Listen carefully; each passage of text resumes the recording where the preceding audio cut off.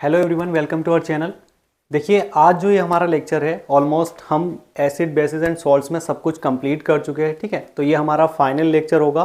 ठीक, अभी हमने जो लास्ट लेक्चर है उसमें कॉमन सोल्ट की स्टडी की। ठीक है, और कॉमन सोल्ट से बनने वाले chemicals like caustic soda and sodium hydrogen carbonate and sodium carbonate यानी washing soda and baking soda, ठीक है, उसे कंप्लीट किया। इन डिटेल उनके प्रिपरेशन मेथड देखे, और जो प्रिपरेशन मेथड बुक्स में दे रखे हैं वो कंपेरेटिवली बहुत टिपिकल होते हैं, बहुत ज़्यादा हार्ड होता है उन्हें लर्न करना।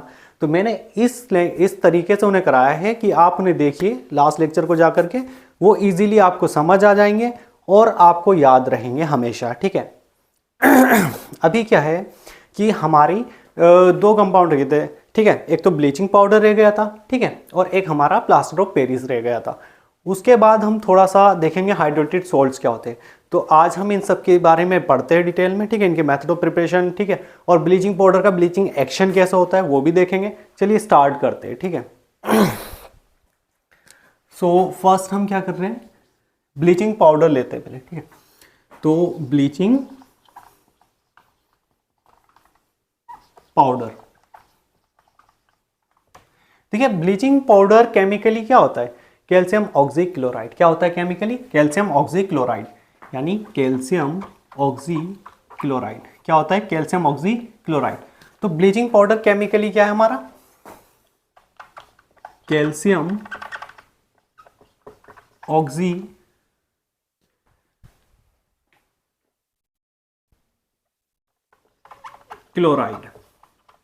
ठीक, ब्लीचिंग पाउडर कैल्शियम ऑक्सीक्लोराइड है केमिकली। अब देखते हैं कि ये प्रिपेयर कहाँ से होता है, कैसे होता है। तो इसका सबसे पहले हम क्या पढ़ेंगे, प्रिपरेशन। ठीक है, तो देखिए इसे प्रिपेयर करने के लिए हमने लेना होगा जो कैल्शियम हाइड्रोक्साइड होता है वो लेना होगा। क्या लेना होगा, कैल्शियम हाइड्रोक्साइड, यानी कैल्शियम हाइड्रोक्साइड स्लेग ग्लाइड। ठीक है, कैसा लेना होगा, ड्राई। कैसा लेंगे, सूखा। तो हमें क्या लेना होगा, कैल्शियम हाइड्रोक्साइड लेना होगा। ठीक है, और कैसा लेना होगा, ड्राई। और इस कैल्शियम हाइड्रोक्साइड से हमें क्या कराना होगा, क्लोरीन गैस को पास कराना होगा। किसे पास कराना होगा, क्लोरीन गैस को। तो इसके ऊपर ड्राई स्लेग लाइन पर हम क्या करेंगे, क्लोरीन गैस को पास कराएंगे। इससे क्या होगा, हमारा प्रिपरेशन हो जाएगा किसका, कैल्शियम ऑक्सीक्लोराइड का। क्या बन जाएगा, कैल्शियम ऑक्सीक्लोराइड। और साइड में बाय प्रोडक्ट क्या होगा, वाटर। क्या होगा, वाटर। अब देखिए कैल्शियम, क्लोरीन और यहां से ऑक्सीजन कंबाइन होंगे तो क्या बनेगा, कैल्शियम ऑक्सीक्लोराइड। अभी यहाँ पर हमारा हाइड्रोजन और ऑक्सीजन और रह जाएंगे, तो जो हाइड्रोजन और ऑक्सीजन रह जाएंगे उससे हम वाटर फॉर्म कर देंगे। तो इजीली बना दिया ये। ठीक है, इतना कोई टफ इक्वेशन नहीं है, जो याद ना हो आसानी से हो सकती है। अभी हमारे पास क्या बन गया, कैल्शियम ऑक्सीक्लोराइड। क्या है ये, ब्लीचिंग पाउडर। ठीक है, ब्लीचिंग पाउडर। चलिए हमारे पास कैल्शियम ऑक्सीक्लोराइड यानी ब्लीचिंग पाउडर बन गया। अभी इसमें जो मेन इसका एक्शन है वो एक्शन होता है इसका क्या, कि भाई ब्लीचिंग कैसे करता है, ये ब्लीच कैसे करता है। देखिए ब्लीच किसी भी सब्सटेंस को अगर हम करते हैं तो उसमें होता क्या है, जो सब्सटेंस है हमारी उसके ऊपर हो सकता है कोई सा भी कलर होगा, किसी भी तरह का कलर हो सकता है। तो जब हम उसे ब्लीच कर देंगे तो वो कलरलेस हो जाएगी। कैसे हो जाएगी, कलरलेस हो जाएगी। या फिर उसका जो कलर था वो कहीं ना कहीं कैसा हो जाएगा, बहुत लाइट हो जाएगा, बहुत हल्का हो जाएगा, कलर उड़ जाएगा। ठीक है, देखते हैं, बताता हूं। देखिए कोई हमारे पास सब्सटेंस है और ये कैसे सब्सटेंस है, कलर्ड है। ठीक है, अब हमने अगर इसकी ब्लीचिंग करा दी, क्या करा दी, मान के चलो मैंने इसे ब्लीच कर दिया, ब्लीचिंग करा दी इसकी। तो ब्लीचिंग कराने के बाद ये जो सब्सटेंस कलर्ड थी ये कलरलेस हो जाएगी। देखिए सब्सटेंस गायब नहीं हो रही है, ठीक है ना, क्या हो रहा है, कलर गायब हो रहा है। तो ये कैसी हो जाएगी, कलरलेस। या तो कलरलेस हो जाएगी या फिर लाइट कलर हो जाएगा। ठीक है, जितना जैसा कलर था वैसा नहीं रहेगा, बहुत लाइट हो जाएगा। ठीक, तो ये होता है हमारा ब्लीचिंग या फिर किसी भी सब्सटेंस को ब्लीच कराना। अब जो हमारे पास ये पाउडर है, ब्लीचिंग पाउडर कैल्शियम ऑक्सीक्लोराइड, तो इसका क्या एक्शन होता है, किस तरह से एक्शन करता है और इसमें प्रेजेंट कौन सा कंपोनेंट इसका ब्लीचिंग एक्शन एक्चुअल में परफॉर्म कर रहा है। ब्लीचिंग पाउडर तो है लेकिन इसमें भी जो क्लोरीन कंटेंट है ना इसके अंदर, वो क्लोरीन निकलेगा इससे, और वो ही क्लोरीन हमारा क्या करता है, ब्लीचिंग एक्शन का काम करता है, ब्लीचिंग एजेंट की तरह काम करेगा मेन रोल। ठीक है, इसे नोट कीजिए, फिर बताता हूं।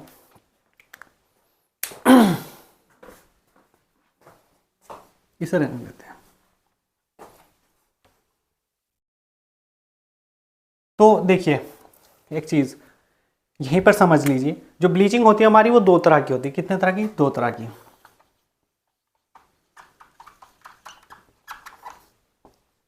एक ऑक्सीडेशन के थ्रू होगी, एक रिडक्शन के थ्रू होगी।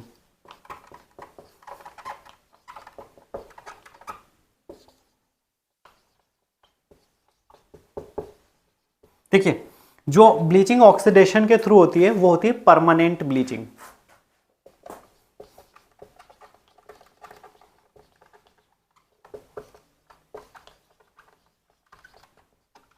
ठीक है, और परमानेंट ब्लीचिंग होगी मतलब अगर किसी कलर्ड सब्सटेंस को हमने ब्लीच कर दिया और वो कलरलेस हो गई तो फिर उसका कलर खुद से नहीं आएगा।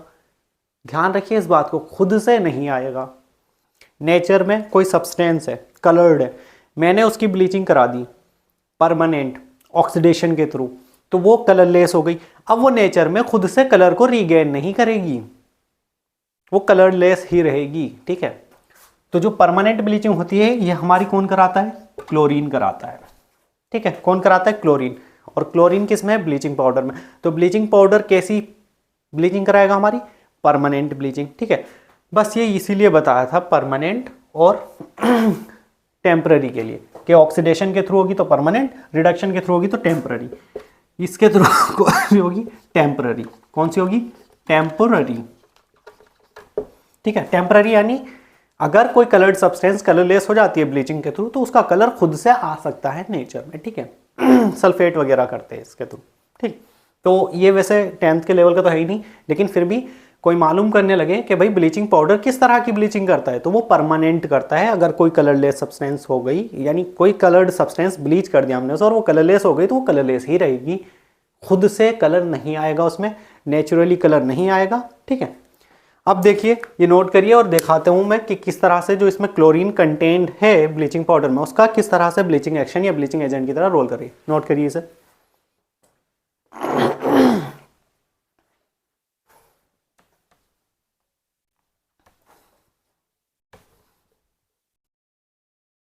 बेसिकली जो हमारे पास ये ब्लीचिंग पाउडर है, ये तरीका है क्लोरीन को ट्रैप करके रखने का। ठीक है ना, क्लोरीन को स्टोर करने का। मतलब ये कि आप कह सकते हैं कि भाई अगर सिर्फ क्लोरीन ही ब्लीचिंग एजेंट की तरह काम कर रहा है इस ब्लीचिंग पाउडर में, तो हम डायरेक्ट क्लोरीन से क्यों नहीं ब्लीच करा लेते? डायरेक्ट कराएंगे तो ब्लीच क्लोरीन से ही, लेकिन होता क्या है कि हमें क्लोरीन को डायरेक्टली Cl2 की फॉर्म में स्टोर करना बहुत ज़्यादा मतलब क्रिटिकल होता है, हम कर नहीं सकते स्टोर। ठीक है, तो हम इस फॉर्म में करते हैं, ब्लीचिंग पाउडर की फॉर्म में। ठीक है,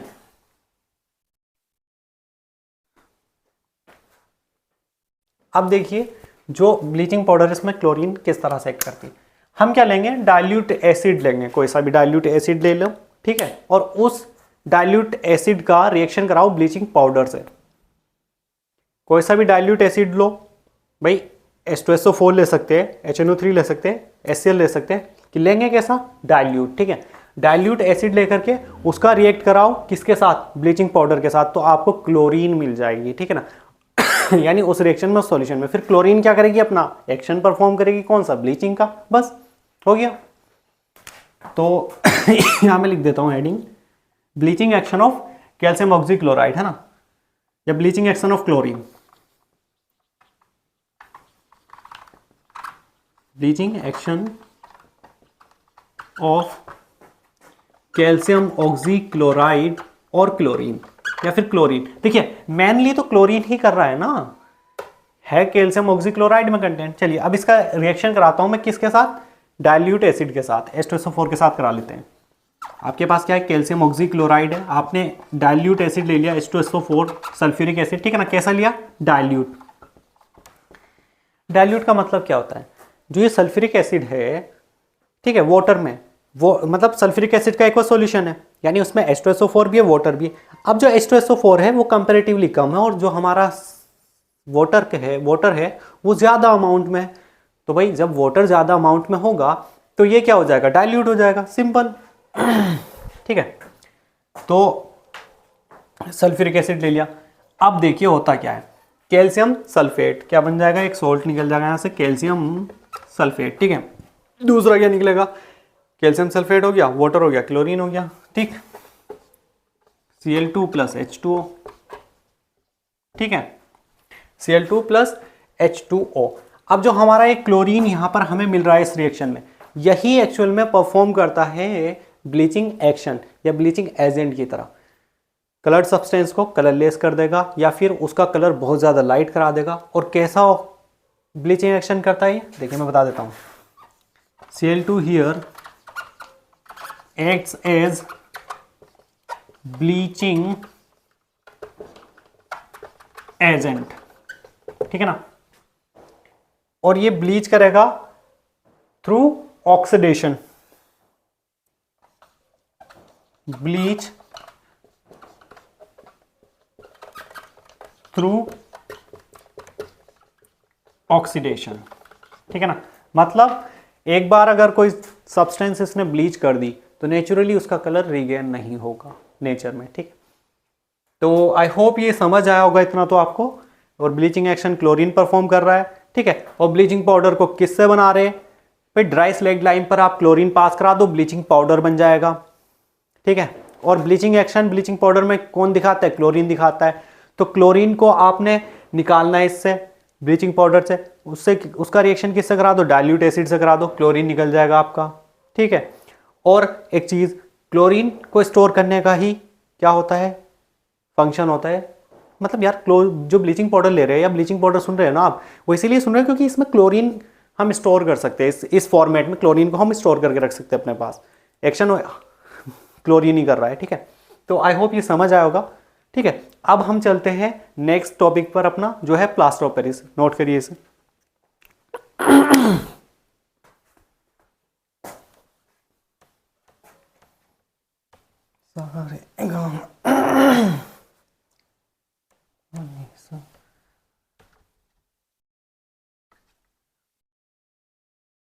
देखिए इनके यूजेस तो आप खुद से भी कर सकते हैं।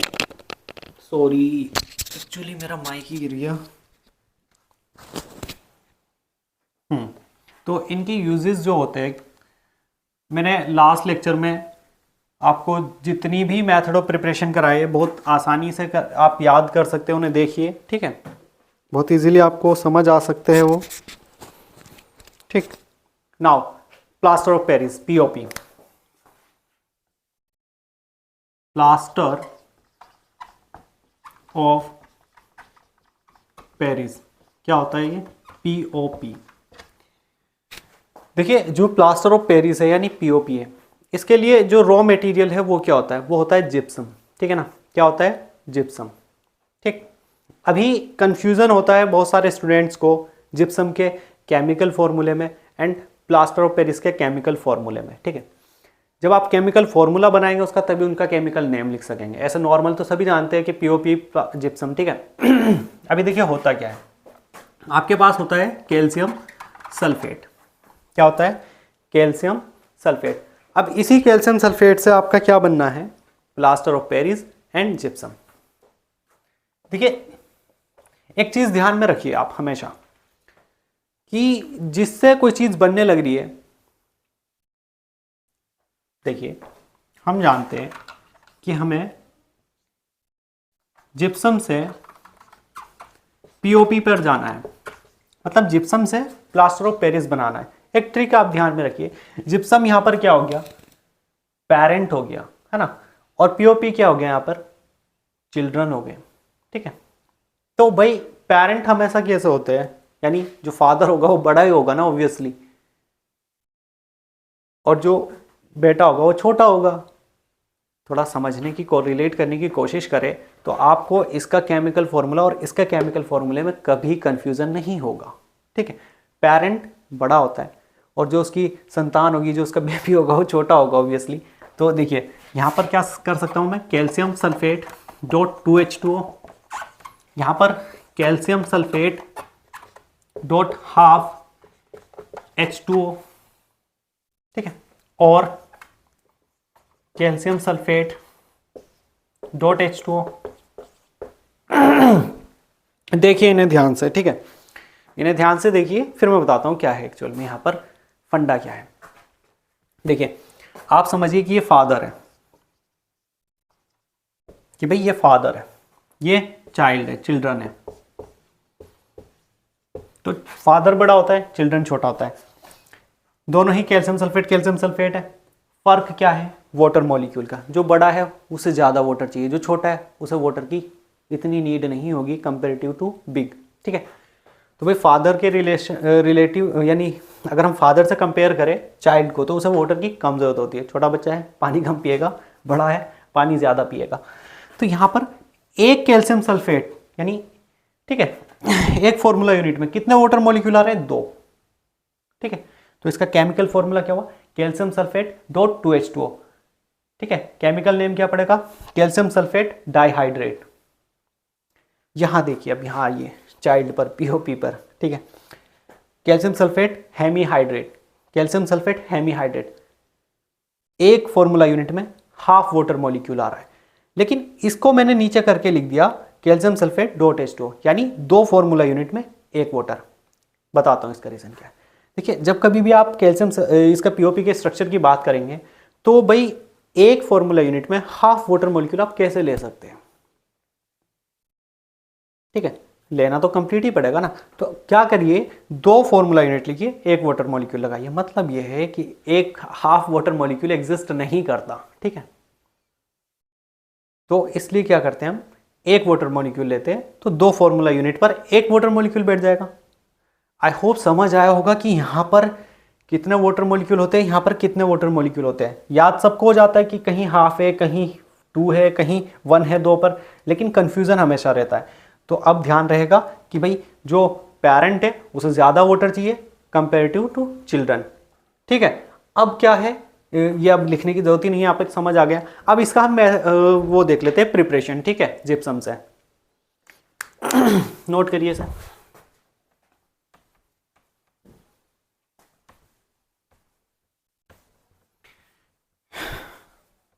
आई होप आज वॉइस क्वालिटी बेटर होगी, ठीक है। देखिए बनाना हमें POP है, प्लास्टर ऑफ पेरिस, ठीक है। बनाना किससे? जिप्सम से। तो यहाँ पर हम सिर्फ जिप्सम को हीट करते हैं, और जो जिप्सम है हमारा वो वाटर मॉलिक्यूल को लूज कर देगा और हमें POP ऑब्टेन हो जाएगा। कुछ भी नहीं करना है।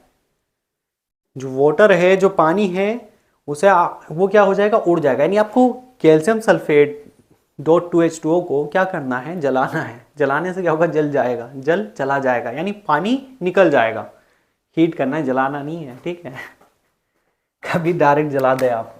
देखिए कैल्शियम सल्फेट डॉट 2H2O, भाई पेरेंट है, ज़्यादा वाटर मॉलिक्यूल कंटेन करेगा, ठीक है। जिप्सम क्या है? ये हमारा जिप्सम है, ठीक। अब जिप्सम को मैंने कर दिया हीट। हीट या तो ऐसे लिख लीजिए, या फिर इसका सिंबल होता है ये। क्या बना दिया मैंने भाई, चलिए दोबारा बना देता हूँ। ये लो हीट का सिंबल। और इसमें एक बात ध्यान में रखना कि इसका जो टेम्परेचर है वो बहुत ज़्यादा मीनिंग रखता है, वो बहुत ज़्यादा मायने रखता है। जब आप इसे हीट कराएंगे, इसका टेम्परेचर 100 डिग्री सेल्सियस से ज़्यादा नहीं होना चाहिए, ठीक है। 373 केल्विन से ज़्यादा नहीं होना चाहिए। तो टेम्परेचर इसमें मेजर रोल अदा करता है, ठीक है। या तो 100 डिग्री सेल्सियस, ठीक है, 100 डिग्री सेल्सियस, और आप उसे अगर केल्विन में लिखना चाहते हैं तो 373 केल्विन, ठीक है, 373 केल्विन।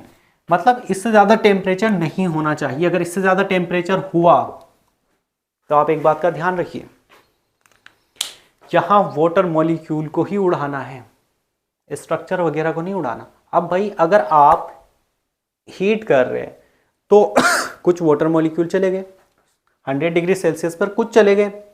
जितना चाहिए हमें उतना मिल जाएगा। POP में कितना चाहिए? हाफ वाटर मॉलिक्यूल चाहिए, उतना मिल जाएगा। अगर आपने 100 डिग्री सेल्सियस से अबव ले गए हीट को, ठीक है, तो यहाँ जो वाटर मॉलिक्यूल है ना वो सारे के सारे उड़ जाएंगे। मतलब ऐसा होता है ना, हम कभी भी किसी भी सब्सटेंस को हीट करा रहे हैं तो एक हद होती है, जो उसमें वाटर कंटेन है वो थोड़ा उड़ गया, फिर ज़्यादा हीट कराया वो सारा उड़ गया, फिर और ज़्यादा हीट कराया तो वो जो कंपाउंड है ना वही उड़ गया, ठीक है। तो ऐसा नहीं करना है, हमें थोड़े से ही वाटर मॉलिक्यूल निकालना है यहाँ से, मतलब 3/4 निकालना है, 1/4 छोड़ना है। अगर इसके मैं 4 हिस्से कर दूँ, 2 वाटर मॉलिक्यूल के 4 हिस्से कर दूँ तो 3/4 उड़ाना है मुझे, और 1/4 चाहिए, है ना। तो ये जो हम इक्वेशन बिठा रहे हैं ना कि 3/4 यहाँ से चला जाए और 1/4 रुक जाए, तो वो 100 डिग्री सेल्सियस पर ही पॉसिबल है, 373 केल्विन पर ही पॉसिबल है। ज़्यादा अगर कर दिया ना सारा गायब हो जाएगा, ठीक है।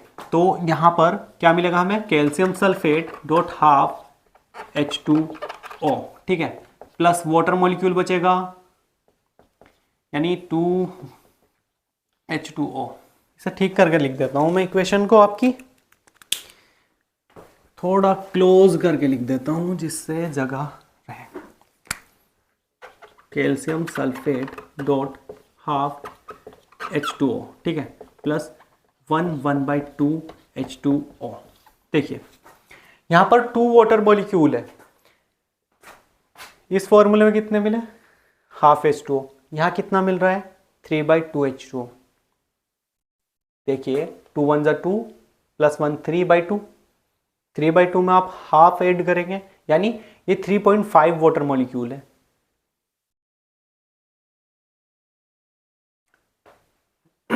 मतलब ये कि इसके मैंने 4 हिस्से कर दिए, तो 4 हिस्से कर दिया, हाफ वाटर मॉलिक्यूल इधर आया, ठीक है, और क्योंकि कंप्लीट 2 है, हाफ यहाँ आ गया, तो यहाँ पर आ गया 1.2। कितना आ गया, 1.2, देखिए 1.2 H2O, ठीक है। तो मेरे ख्याल से इसका आपको समझ आया होगा, बस टेम्परेचर को ही यहाँ पर ध्यान में रखना है कि 100 डिग्री सेल्सियस लेना है, तभी आपको पीओपी मिलेगा, ठीक है। क्या मिलेगा, तभी आपको पीओपी मिलेगा। अदरवाइज अगर आपने टेम्परेचर और ज़्यादा कर दिया, मान लो आपने 100 डिग्री सेल्सियस से भी ज़्यादा टेम्परेचर कर दिया, तो जो आपका कैल्शियम सल्फेट डॉट 2H2O है, इससे आपको कैल्शियम सल्फेट ही मिलेगा, पीओपी नहीं मिलेगा। फिर डेड बर्न्ट प्लास्टर मिलेगा, यानी हीट अबव 100 डिग्री सेल्सियस। आप 100 डिग्री सेल्सियस से भी ज़्यादा ले गए तो सारे के सारे वाटर मॉलिक्यूल क्या होंगे, उड़ जाएंगे भाई। अब जो मिलेगा ना आपको कैल्शियम सल्फेट मिलेगा, और ये कैसा मिलेगा, डेड बर्न्ट। मतलब इस कैल्शियम सल्फेट को जो अब मिला उसे हम डेड बर्न्ट प्लास्टर बोलेंगे। क्या बोलेंगे, डेड बर्न्ट प्लास्टर, ठीक है। ये हमारे किसी काम का नहीं है भाई। पीओपी का यूज किस लिए करते हैं हम भाई, बहुत सारी चीज़ें होती है पीओपी का, स्टेचूज बनाने के लिए, या फिर हम अपने घरों में मतलब पीओपी लगाते दिखती है लगी हुई, ठीक है। तो वो किस कैसे, ये इसका यूज़ कब होता है, जब हम इसमें वाटर मिलाएंगे, सेटिंग होगी इसकी, है ना, तभी तो हार्ड मास में बनेगा। लेकिन अगर इसकी इस तरह से कराएंगे तो ये इफेक्टिव नहीं होता, ये होता ही नहीं है काम का इस लायक, ठीक है। तो ये डेड बर्न्ट प्लास्टर मिलेगा जो हमारे लिए किसी काम का नहीं होगा, यूजलेस होगा। तो इसलिए टेम्परेचर उतना ही रखना है। तो आई होप ये प्लास्टर ऑफ पेरिस का जो फॉर्मेशन है, जिस तरह से मेथड ऑफ प्रिपरेशन है, समझ आया होगा, ठीक है। अब इसका हम क्या देखते हैं, इसकी सेटी एक प्रॉपर्टी देखते हैं जो हम यूज करेंगे इसका, ठीक है, जो कि इसकी रिमार्केबल प्रॉपर्टी होती है, ठीक है। इसे नोट करिए,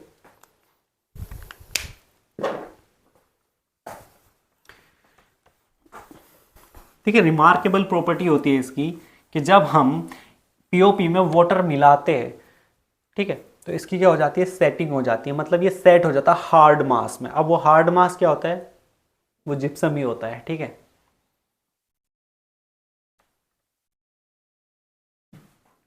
क्या होता है वो हार्ड मास, जिप्सम ही होता है, ठीक है। यानी रिमार्केबल प्रॉपर्टी है किसकी, पीओपी की, क्या, सेटिंग, सेटिंग होना, मतलब सेट हो जाता है ये, जैसे पत्थर होता है ना, इस तरह से बन जाता है इतना हार्ड मास, ठीक है।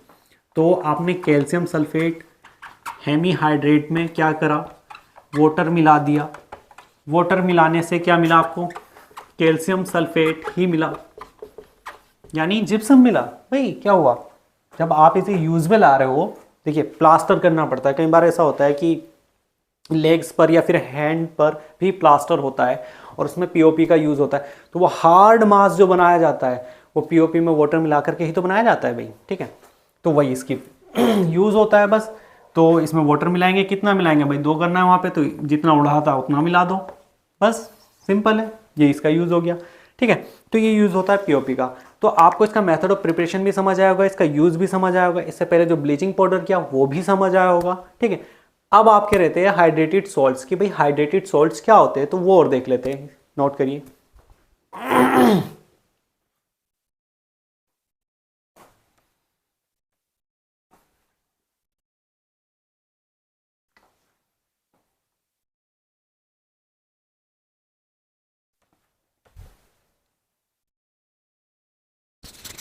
हाइड्रेटेड सॉल्ट्स का क्या मतलब होता है?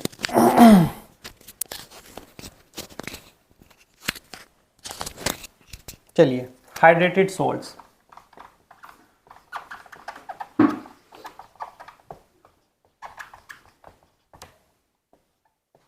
देखिए हाइड्रेटेड सॉल्ट्स का मतलब है कि जो सोल्ट है हमारे पास, जो उसका क्रिस्टल स्ट्रक्चर है, उस स्ट्रक्चर में वाटर मॉलिक्यूल का मौजूद होना, ठीक है।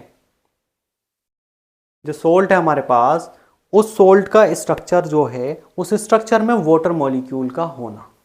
देखिए, हाइड्रेटेड सोल्ट का मतलब होता है, मान लो मेरे पास कोई सोल्ट है, ठीक है। अब सोल्ट क्या होगा, आपके पास सोल्ट का क्रिस्टल ही तो होगा ना, क्रिस्टल स्ट्रक्चर।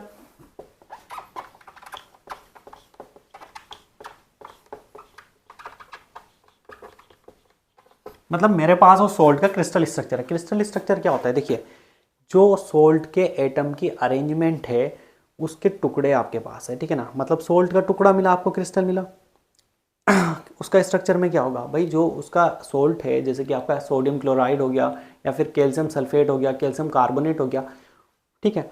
अब उसमें जो कंपोनेंट है, उसमें जो एलिमेंट है, उनका अरेंजमेंट, ठीक है ना, का ऑर्डर, उसी को हम क्रिस्टल स्ट्रक्चर बोल रहे हैं। अब कुछ क्रिस्टल्स में, यानी कुछ सोल्ट्स में वाटर कंटेंट भी होता है उनके स्ट्रक्चर में, और उनके स्ट्रक्चर का पार्ट होता है।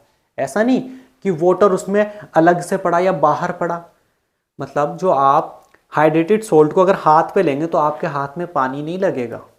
क्यों? क्योंकि वो पानी सोल्ट के ऊपर नहीं पड़ा, उस सोल्ट की स्ट्रक्चर का हिस्सा है, पार्ट है। अगर आप उस वाटर को बाहर निकाल दे तो उस स्ट्रक्चर में खराबी आ जाएगी। मतलब जो वो सोल्ट के क्रिस्टल का स्ट्रक्चर है वो खराब हो जाएगा भाई। क्यों? क्योंकि वाटर मॉलिक्यूल भी उस स्ट्रक्चर का पार्ट है, ठीक है। तो क्रिस्टल स्ट्रक्चर मतलब सोल्ट का अगर क्रिस्टल स्ट्रक्चर देख रहे हैं और उसमें वाटर मॉलिक्यूल है, उस क्रिस्टल में, उस क्रिस्टल का पार्ट है वाटर मॉलिक्यूल, तो वहां पर जो वाटर मॉलिक्यूल है उसे क्या कहेंगे, molecule of water of crystallisation, मतलब वाटर ऑफ क्रिस्टलाइजेशन, ठीक है। मतलब जो सोल्ट हाइड्रेटेड होंगे उनमें वाटर ऑफ क्रिस्टलाइजेशन पाया जाएगा। तो मैं यहाँ पे क्रिस्टल स्ट्रक्चर किस तरह से है यहाँ पे देख लेता हूँ। और क्रिस्टल स्ट्रक्चर देखा हमने, और मान लो उसमें वाटर कंटेंट है, मतलब मैं लिख देता हूँ, इस क्रिस्टल स्ट्रक्चर में मुझे क्या मिला, वाटर मिला। क्या मिला? वाटर मॉलिक्यूल मिला। यानी वाटर मॉलिक्यूल पार्ट है इस क्रिस्टल स्ट्रक्चर का। Water molecule is part of crystal structure. मतलब जो क्रिस्टल स्ट्रक्चर की मैं स्टडी कर रहा हूँ, उस क्रिस्टल स्ट्रक्चर में मैंने देखा कि भाई इसमें वाटर मॉलिक्यूल क्या है, इसका हिस्सा है, इस क्रिस्टल स्ट्रक्चर का पार्ट है, कंट्रीब्यूट कर रहा है उस स्ट्रक्चर को बनाने में। तो उस वाटर मॉलिक्यूल को मैं बोलूंगा वाटर ऑफ क्रिस्टलाइजेशन। क्या बोलूंगा? Water molecule is part of crystal structure, क्या बोलूंगा? Water of crystallisation. उस वाटर मॉलिक्यूल को क्या बोलूंगा मैं? वाटर ऑफ क्रिस्टलाइजेशन, ठीक है। वाटर ऑफ क्रिस्टलाइजेशन यानी हाइड्रेटेड सॉल्ट्स में वाटर ऑफ क्रिस्टलाइजेशन होते हैं। अब जो वाटर ऑफ क्रिस्टलाइजेशन है ये अलग अलग सोल्ट में डिफरेंट होते हैं नंबर में। ऐसा नहीं कि भाई हर एक सोल्ट में फिक्स्ड अमाउंट में होगा। हो सकता है किसी में 5 वाटर मॉलिक्यूल ऑफ क्रिस्टलाइजेशन हो सकता हो किसी में 7 हो, किसी में 10 हो, किसी में 2 हो, कुछ भी हो सकता है। तो देखते हैं, ठीक है, इसे नोट करिए।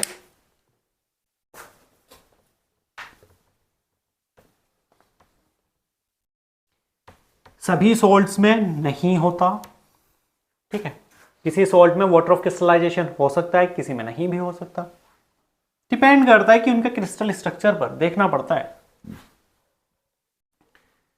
देखिए जो हाइड्रेटेड सॉल्ट्स है उनमें वाटर ऑफ क्रिस्टलाइजेशन होगा, ठीक है। क्या होगा? वाटर ऑफ क्रिस्टलाइजेशन होगा, वाटर ऑफ क्रिस्टलाइजेशन।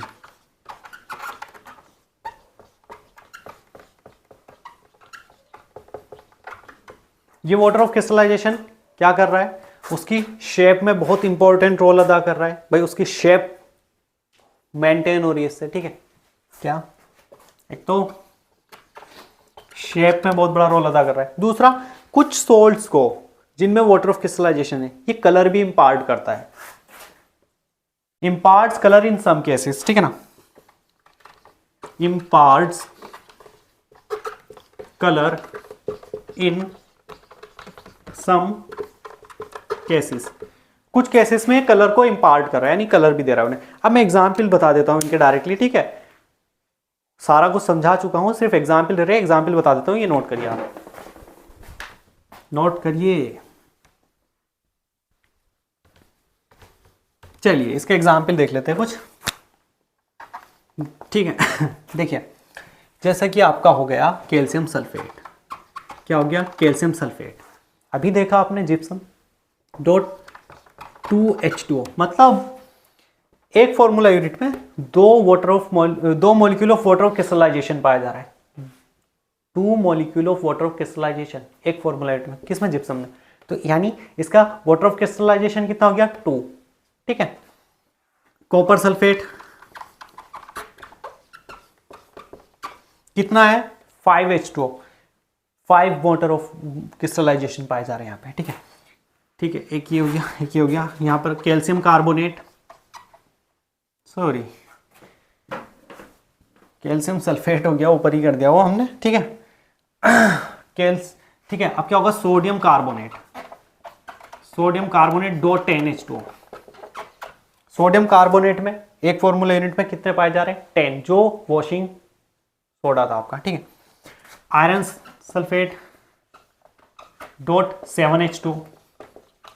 भाई आयरन सल्फेट में कितने पाए जा रहे हैं? 7H2। देख रहे हैं आप, एक एक फॉर्मूला यूनिट में अलग अलग अमाउंट में वाटर ऑफ क्रिस्टलाइजेशन पाया जा रहा है आपका। ये वाटर मॉलिक्यूल इन्हीं क्रिस्टल का हिस्सा है, पार्ट है, इनके अंदर है, एम्बेडेड है, ठीक है। ऐसा नहीं है कि आपके हाथ पे लग जाएगा अगर आपने आयरन सल्फेट ले लिया हाथ में, ठीक है, या फिर सोडियम कार्बोनेट हाथ में ले लिया। वॉशिंग सोडा जब हाथ में लेते तो वाटर थोड़ी ना लगता आपका हाथ में, ठीक है ना, लेकिन इनके स्ट्रक्चर में वाटर मॉलिक्यूल है, इनका हिस्सा है। अब देखिए मैंने क्या कहा था, कुछ में कलर इंपार्ट करता है, कुछ में नहीं। कैल्शियम सल्फेट व्हाइट पाउडर है, तो यहाँ पर कोई कलर नहीं देता, ये व्हाइट ही रहता है, ठीक है ना। कैसा रहता है? व्हाइट ही रहता है, यहाँ पर कोई कलर इंपार्ट नहीं करता। लेकिन आपने कॉपर सल्फेट सुना होगा, इसे ब्लू विट्रियोल भी बोलते हैं। ये ब्लू कलर इंपार्ट करता है, इसे कौन सा कलर इंपार्ट करता है? Blue colour, water of molecule की वजह से आ रहा है। सोडियम कार्बोनेट, वॉशिंग सोडा, इसमें भी नहीं होता भाई, इसमें भी कलर इंपार्ट नहीं करता है, वाइट ही रहता है। आयरन सल्फेट, फेरस सल्फेट, यहाँ पर क्या होता है भाई? कलर इंपार्ट करता है, ग्रीन होता है ये कलर में, ठीक है। तो ये ग्रीन होता है, कैसा होता है? तो देखिए मैंने आपको मोस्टली पूरा चैप्टर कंप्लीट करा दिया है, ठीक है, ठीक। और लास्ट 2 लेक्चर्स में मैंने, लास्ट 3 लेक्चर्स में सॉल्ट्स कवर किया है। पहले लेक्चर में उसका बेसिक बताया, क्लासिफिकेशन बताया। सेकंड लेक्चर में सोडियम क्लोराइड यानी कॉमन सॉल्ट पढ़ाया, कास्टिक सोडा, उसके बाद sodium carbonate, sodium hydrogen carbonate, और उनके मेथड इस तरह से बताए हैं। आप एक बार देखिए उस लेक्चर को जाकर के, टिप्स पर हो जाएगा आपके, ठीक है। उनके प्रिपरेशन कैसे होती, इनका बताया, ये भी आसानी से बताया। मतलब आई होप आपको ये समझ आया होगा, बहुत आसानी से बताया। सारा चैप्टर आपने देखना है अच्छे से, ठीक है, पढ़ना है, और हमारे साथ बने रहिए। बहुत ज़्यादा अमेजिंग कंटेंट आएगा यहाँ पर, ठीक है।